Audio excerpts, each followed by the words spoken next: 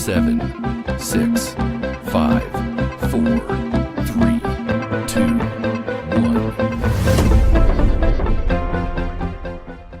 Howdy, CROC Nation. Dr. Tommy and Ellie here with you with another amazing CROC podcast for the most worthy, amazing, brave, courageous son of a guns on the face of the earth, our cancer survivors / thrivers. Joining me, as always, Angel Santana. Have faith, let it begin. Angel, what do you say, brother? Hey, what can I tell you? It's a beautiful night. It's a beautiful day. It's always a good time to record a CROC podcast episode. You know, I love this because I'm going to be away next week. So this is an early recording, and I'm so excited. I have a lot of energy because I have that pre-vacation energy. But more importantly, we just did a podcast a couple of days ago. So I'm kind of really still like in the podcast kind of state of mind, as Billy Joel would say. That's it, brother. Let's make it work. Let's make it work. So, Angel, what would you do if I told you you only have 5 years of life left? How would you handle that? I would probably start off by making sure that my family was going to be okay when I'm no longer here. And then I would make sure I visited the key areas that I never thought I would visit. Now, when you say key areas, do you mean the red light district and the medical marijuana dispensaries? No, I before all the stuff that is happening in the world today, I probably would have went to go see Jordan, Paris, and Rome. Yes. Beautiful. Beautifully said. So, Angel, you know what our whole life is? Our whole life is about helping our cancer survivor thrivers manage their survivorship, give them tools, give them support, give them methods to alleviate their pain and their discomfort and their distress. And sometimes, if not always, their fear. And I think one of the things cancer survivors / thrivers all have in common is that fear that cancer is going to be their death sentence, is going to be what brings them to the end of their story. And again, this is going on our 3rd year, I guess, of this podcast. And I don't think we've ever done a podcast without that in mind. We just did a couple of podcasts where I'm going to maybe go back a little bit and repeat myself on a couple of different things. But, you know, all of these podcasts, where they come from my head. You know, they come from, you know, something that inspires me. We talked about my grandfather, how when I was a kid and I loved him so much, and he was the guy I looked up to the most in life. You know, I would, you know, and he was only in his 70s at the time. No, maybe even in his 60s, you know, when I was really a kid. And I'd say, man, that dude, how does he get up every day? How does he get out of bed? I mean, he doesn't have that much time left. I mean, what the hell is he thinking? You know, how does he manage that? And then we might have talked about something that I've always been very astounded by. So if you don't know by now that I'm a sports fanatic, then, you know, you haven't been listening to my podcast. So in sports, we'll say basketball, where there's a clock that counts down toward the end of the game, and it will say 7 minutes and 52 seconds, 7 minutes and 51 seconds, 7 minutes and 50 seconds. And the timer goes all the way down to 1 minute. Oh, yeah. And do you know what happens after it goes below 1 minute? Starts to count down the seconds. The crazy clock goes on, and the crazy clock is 59, 9, 8, 7, 6, 5, 4, 3, 2, 1, 58, 9, 8, 7, 6, 5. And it goes, and I've always been so enamored by the crazy clock. And I use the crazy clock as a metaphor. So to me, the crazy clock goes off when we know our time is coming to an end, right? So that's the metaphor for that. Our cancer survivors, I almost feel automatically, I think, consider the crazy clock to start when they get their diagnosis of cancer, whether they have a stage 1 breast cancer, stage 1 prostate cancer. They're all going to be cured. They're going to live a normal life. But I think that in their heads that the crazy clock has gone off. and they're now on their countdown. And we're going to talk about this for a second. But is it really valid? Is that a really valid thought process? And then I thought about, my personal journey, and you and I, Angel, we look at ourselves, and now you're, you're downstream of where I am now, but I was where you were when the kids were young or whatever. And I began to kind of think about my own mortality and what my number was going to be, what is going to be that last day of my life. And, I'm looking at my little kids, and the first thing you said would have been the exact same thing I said when I was your age, and make sure I provide for my family or whatever. And then I started sort of thinking like an actuary. And I don't know if you know what an actuary is, but they're mathematicians that are hired by insurance companies, and they basically allocate risk to people when they give life insurance, or they're almost handicapping a person's life. So when I was about your age and my kids were young, I started becoming an actuary of my own life. Will I make it to 60? No men in my family really ever made it to 60. Would I make it to 70? Would I make it to 80? Would I even make it to 50? Would I make it to 40? Like, I didn't even really have much of a sense. And I used to take my family history and my personal health issues and say, what are my chances of making to X, Y, and Z? And this all plays in between my grandfather and the crazy clock and my personal journey. And I also want to integrate, before we start the podcast, to like really get into it. I don't know if you know this, Angel, but cancer survivors / thrivers are taught, it's almost ingrained in them to think in 5-year aliquots, because we almost look at cancer. When someone comes to me with prostate cancer and I have the nomogram up, they'll say to me, what's my survival expectation? And I'll say, well, your 5-year survival expectation is X. And why do I say 5-year? Why don't I say 10-year? Why don't I say 20-year? Is because all of the data that we have, and we look at cancer almost, and this is not true for all cancers, but we look at cancer and say, well, if you make it 5 years, chances are you got this, you're done. We look at that, like, and everyone hangs their hat. I can't tell you how many times over 35 years, someone would almost be counting down the days until the 5-year anniversary of their diagnosis. So it's almost like they could go, whew, I'm glad that's over. And that's another reason I used for this podcast, what would you do if I told you you had 5 years to live? Because the statistics in oncology are geared toward the 5-year survival. And the last thing I wanted to tell you before we started the podcast officially was, when we talk about stage 4 cancer, and we should do more podcasts for our stage 4 metastatic survivors.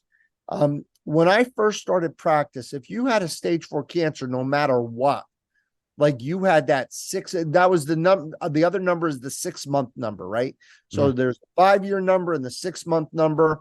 It's like, you have stage 4, you have brain metastasis, you have bone metastasis.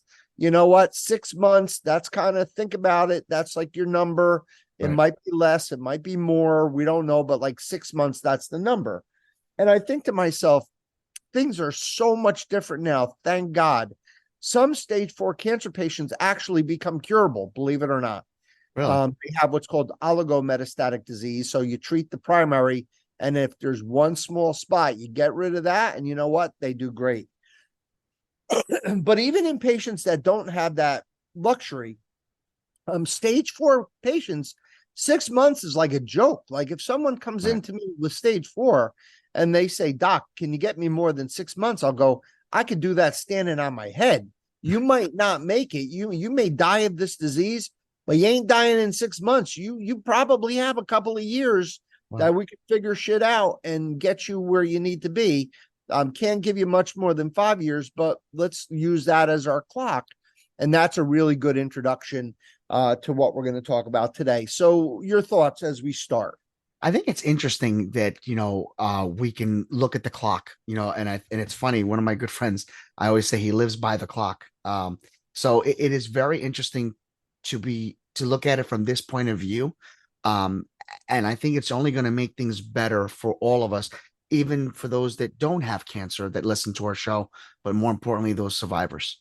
Boom, you just stole my thunder, and thank you for that. It's a really good I guess foreshadowing of what we're going to talk about. So let's talk about, I want to start the formality of this podcast by talking about the spin and what I call the new age hogwash, right?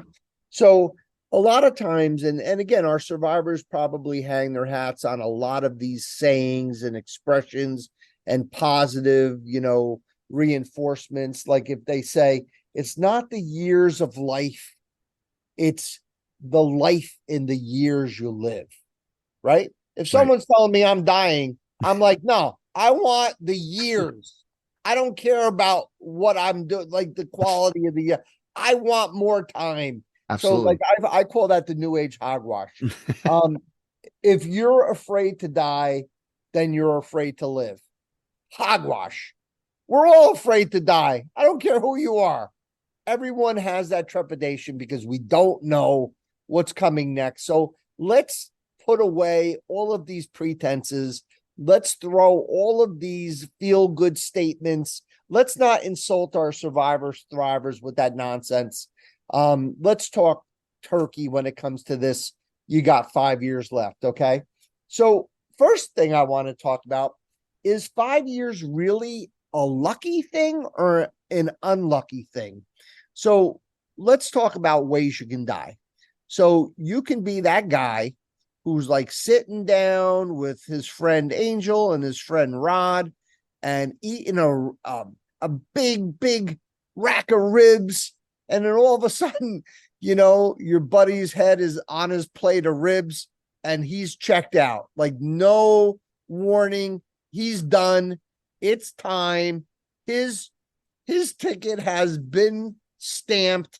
The good Lord has come down and taken him and raptured him up to heaven. And that's that. So that's one way you can go. But if you know you don't have a lot of time and say you have a day, I could make a lot of damage in a day, Angel. I could spend a lot of money in one day. I can ruin my kids' inheritance I could put a good dent in it if I knew I had one day left. Okay. So the other thing is you can't really blow it out if you know you have 5 years. It's just a little bit too much time. And another disadvantage is it's a lot of time to think. So we're going to kind of talk about that as well. The other thing is, if we do know we're going to kind of be living this 5-year timeline, I think that we would all agree we want to try to maintain a practical, sensible life. And that includes work, that includes projects, that includes people and relationships. And the most important thing is that even though our time is limited, we never want ourselves to lose touch with the purpose of our life, our life's purpose. And we need to learn and continue to expand to sort of fulfill that life purpose. And I think you would agree with that. So absolutely. The first bit of advice would be that maintaining a practical life where you continue as is, but with even more interest in learning. And sometimes I think to myself, why would I care to read this classic book? Or why would I need to learn, how to use a certain lure on stripers near a reef? Or why would I need to learn a new recipe for wok cooking, right? Like, why? I'm dying. I'll be dead in 5 years. Who cares? Even more of a reason to try to learn that new technique for fishing. Even more of a reason to use that new chili oil in your wok. Even more of a reason, to read that new poem from that new writer. We want to continue to expand, even though we might be living during the crazy clock. And the secret, Angel, we say it maybe every other podcast. The secret is that people who don't have cancer have the same contract as everyone else. That is an NFL contract. Again, another sports analogy. If you get an NFL contract and you get an $80 million contract, Angel, that contract is only as good as the paper it's written on. If you get your teeth knocked out, or if you get your brain bashed, or your shoulder damaged, or your knee blown out, and you can't play football anymore, that $80 million just goes away in a puff of smoke. And that's exactly what life is. The secret advantage of space, the secret advantage of the space where our thrivers and survivors have this advantage is in the fact that they don't have this denial. They're not in denial. They know what they've got. They know what the risks are. They know their mortality is on the line, and they live their life day to day to the best of their ability. And we go around and we're too afraid to even think about death, acknowledge death. We're in this big denial. So that's the secret. And we do go over this quite a lot in the podcast. So I am happy that we do acknowledge that. The other thought I have, and I wanted to get your thoughts on this.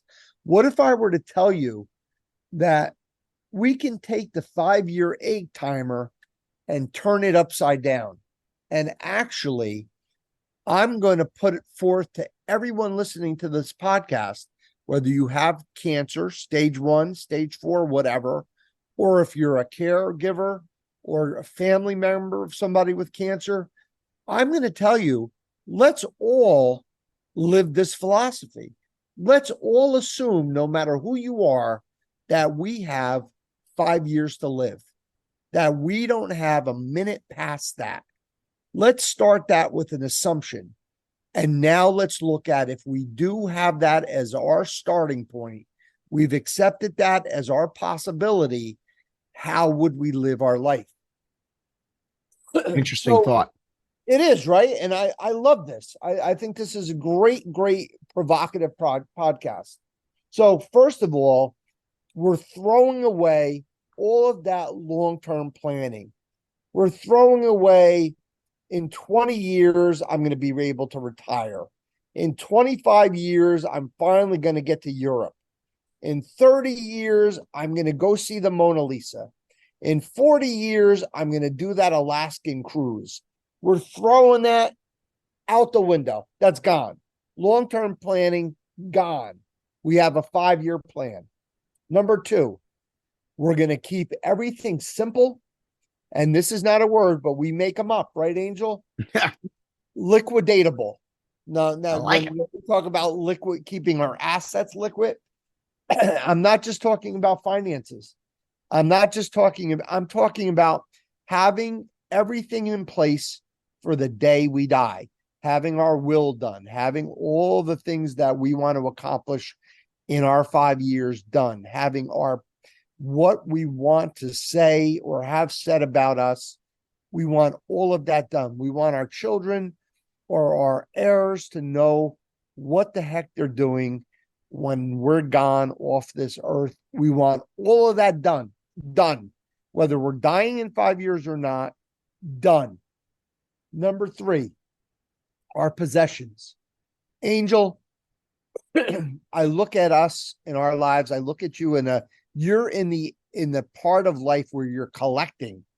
You have the kids, and you have the toys, and you have a house full of junk, good junk, but it's junk. And I'm looking at my possessions, and except for my jersey collection, which I need to do something about, honestly, I am trying to totally streamline all of my possessions, because when my mom passed away, 10 years ago, and I went in her basement and I looked at all the stuff she wouldn't let me throw away while she was alive. I'm talking about broken TV sets, moldy books, junk. I say to myself, do I want my kids to go through all of my junk, or should I go through all my junk now so that I don't have to deal with it? Because let's face it, I'm on a 5-year plan. The other thing, there's a famous thing called the bucket list. So let's keep the bucket list short. Let's make it achievable. Let's make it impactful. Let's see. You want to go to Antarctica? Cool. But wouldn't you want to go see Paris first, right? I can get to Paris pretty easy. Getting to Antarctica, that's another story. If I make it 5 years, then we could talk about Antarctica. Let's get to Paris, right? That's a metaphor. You understand. Number 2 is that we want to make sure that we have priorities and boundaries. We only have 5 years. Half of the people that I used to hang around with, I have no idea why I hung around with them. God bless them. I'm not going to tell you who they are, but if I'm still hanging around with you, that means that you mean something to me. If you listen to my podcast, I don't hang around with you anymore. There's a reason. All right. So I'll say that. The other thing is, I don't think we should ever live our life with any regrets. We've all made mistakes in our life. We have to put them behind us. But we have to live our lives with the knowledge that we don't want to do something that we will regret, because let's say we're still on that 5-year plan, right? We're not on the 10-year plan. We don't have a lot of time. If we make a mistake, we won't have the time perhaps to correct that mistake. So no regrets. Also, we should shore up, fix, repair, strengthen our relationships. Remember, those relationships that we have, the ones that are meaningful to us, we want to make them great. So our relationship with our children, our relationship with our parents, with our family members, with our friends, the friends that we want, that we have chosen to be the ones that we want to hang out with and make a part of our life. Let's make it count. Let's make sure that if we die tomorrow, that we die and we are straight and we are righteous with all of those people. And we want to make sure that we are decisive with our time. We want to make sure we are protective with our time. We want to make sure we're motivated in that time. We don't want to be lazy. We don't want to be procrastinating. And we want to get shit done. We try not to swear on this podcast, but I'm going to swear. You got to get shit done. You can't be sitting back and letting everything try to come to you. You got to make things happen. Here. So as far as the 5-year caveat, so there's always, there's always another way of looking at things. It has to be in a sweet spot. So we do have a responsibility. That sweet spot is called quality of life. So when we hit that crazy clock and we have that 5 years, that 5 years can't be 1 year being bedridden and peeing yourself and sitting in your own soiled, diapers and having bed sores and sitting down and watching TV and never seeing a sunset, never feeling the sweet breeze of a summer day, not smelling the salt of the ocean, not being able to go out there and grill a steak. That's not the crazy clock. You've passed the crazy clock. That's past the 5 years. That's it's time to die now time. Let's not get there. Let us do everything to improve and give ourselves the best opportunity for those 5 years to have the best quality of life. So we have to position ourselves to slow down that game clock. We have to delay the crazy clock. We have to make sure that we go into that 5 years in the lead. Again, another sports analogy, 2-0, 14-0, 17-0, 21-0, whatever. I agree. We have to pay attention to our diet, to our self-care, to our hygiene, to our habits, to our medical maintenance, to our strength and fitness. We want to make those 5 years awesome, high quality of life. We have to commit to that. So if we have that 5-year plan in place, we are positioned to enjoy every second of those 5 years. And look at your family. We talked about this with the crazy clock. Look at yourself as an actuary. Look at where your Achilles heel is. Where is it that you are going to have trouble with? With me, it was always my weight.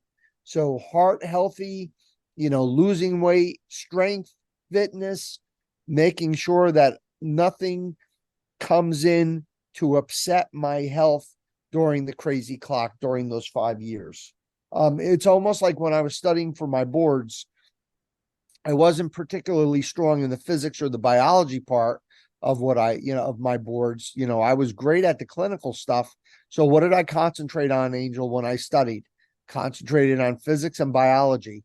You know what I got the best scores in my boards were in biology and physics because I was proactive and I really prepared myself and I actually did better in the two things I was weakest in because I was ready for it. So the same thing with the 5-year plan. And the last thing we'll talk about with this 5-year plan is, and I just found this out actually, Angel, when I gave that talk at the memorial for the hospital. There's really nothing to be afraid of. And I was always the one that was so fearful of death and losing my life and the whole thing. And when I was preparing for the memorial service, I wrote a piece and I thought to myself, what can I say that hasn't been said before? And the people that were speaking in front of me, there was a priest and there was a rabbi, and I knew what they were going to say. They were going to say, there's a heaven and we're going to see all the ones we love. And, death is nothing to be afraid of and blah, blah, blah, blah, blah, blah, blah. And I said, well, let me think about something that hasn't been said before. And I thought about it. And you want to know something? I may have helped a lot of people in that room that night, but you know who the first person I helped was me. Yeah. Because I figured it out. I almost had that moment of inspiration, that moment of clarity. And I thought to myself, death is not a death. We use the word death, but it's just a change in our state. We're going from the state that we know now, that spiritual beings that are wearing these oversized meat suits, right? That's called our body. And we're going to become spirit, which is a completely different state. Now, the problem is we can't comprehend that state. And I get that, but that's okay. As long as we know that there is a transition from one state to another, and that other state is a good state. It's probably better than the state we're in now. We don't know this, but I have to think it is because of all the suffering that we endure in this life. I have to think that the next state of existence is going to be a lot better than the state we're currently in. And then the other thing I wanted to talk to you about is that the most important thing not to be afraid of is that we're going to become knowledgeable about something that's completely unknown, something that we don't talk about, something that we don't think about. And that's what happens next. What is the last page of that mystery novel? What is it that would be the last X-File, chapter? Like, what is out there? What is it? What does God look like? What does our creator look like? Isn't it going to be amazing? Like, it's going to suck to leave the ones we love, but we're going to be in a state, we're going to get so many questions answered. We're going to have so many mysteries revealed that I don't want to say I want to go jump off a bridge to make that 5 years go any faster. But I have to tell you, I feel a whole lot better about the 5-year plan than I did about a week ago.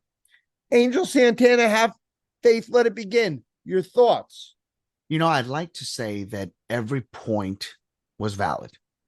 But I also would like to add a point that I thought of. And I think it would be the first point of all your points. And that is, don't give up. Ride out those 5 years. If you're being told that you only have 5 years left, do not give up.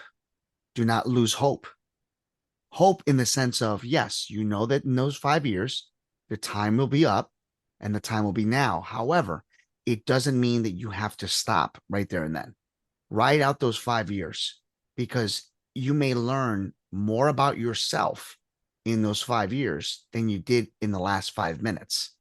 So always remember that, and remember that, yes, there is a secondary part to this life that we're here and we've been created to do, but there's just so much more that we have not even began to scratch the surface on. And that is the hope and peace that hopefully everyone has been given and granted today. Angel Santana, I couldn't have said it any better. What a nice way to wrap up. You know what? The 5-year plan, not a bad way of living your life.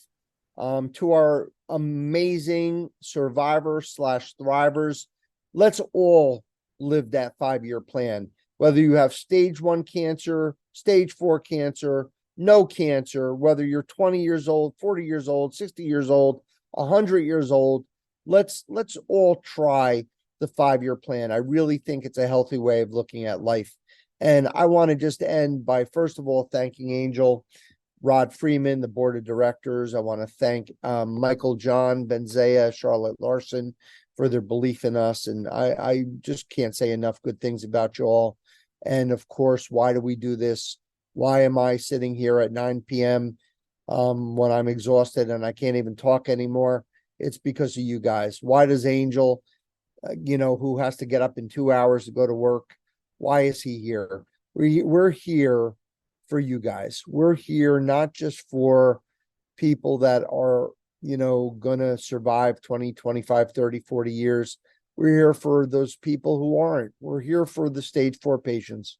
We're here for patients who've just been given the news that maybe they really do only have 5 years to live. And I'm hoping that this podcast gave you, as Angel said, that hope to enjoy those 5 years to the best of your ability.